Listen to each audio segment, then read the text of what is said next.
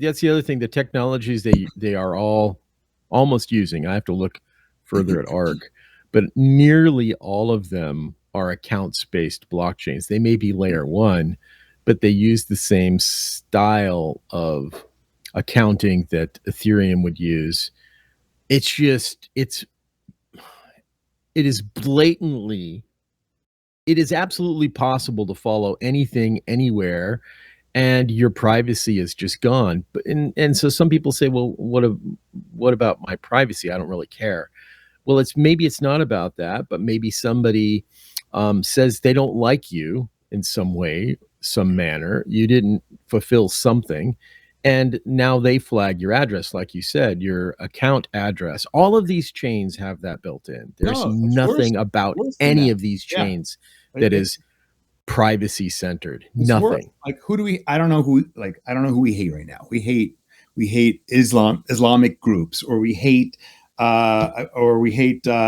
green eco terrorists or whatever, and we call it like that, but maybe it's not actually that bad. But what's happening is, like, all stable coins, they can be frozen, right? So if they identify the group, then they'll freeze your. Yeah. They know that you have these funds. They have the ability to stop them, and so. Sanctions. Let's talk about sanctions. That's exactly what would happen, right? Let's say now they put somebody under sanctions, and then they say this address is from that guy. Now all the stable coins like that would be associated with that. Yep. If they want to operate in US, they would have to freeze it immediately. Right. Well, so, and here's the issue: at what depth do you freeze that asset? So here's the other thing, because that has to do with some things that they do with what's not ordinals.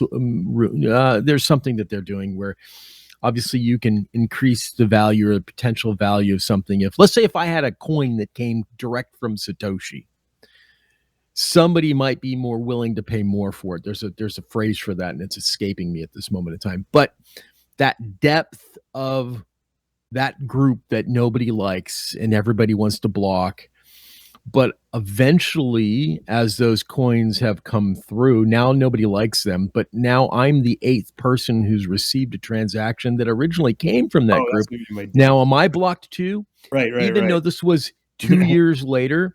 This is the same thing with Tornado Cash, which supposedly is to increase privacy. But as you notice, even Zach XBT and everybody else who analyzes those, they can follow those, especially in those accounts-based systems.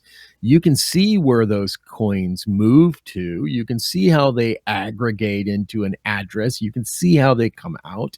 You're the 50th person who's received coins.